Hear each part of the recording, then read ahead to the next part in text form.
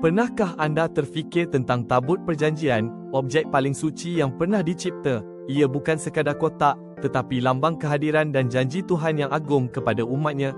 Setiap ukiran emas, setiap detailnya, menceritakan kisah cinta ilahi yang mendalam dan kekal abadi. Inti tabut perjanjian adalah tutup pendamaian dari emas murni.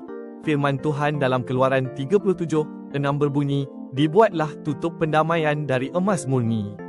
Ini adalah tempat Tuhan bertemu dengan umatnya, tempat pengampunan dan rahmat dicurahkan.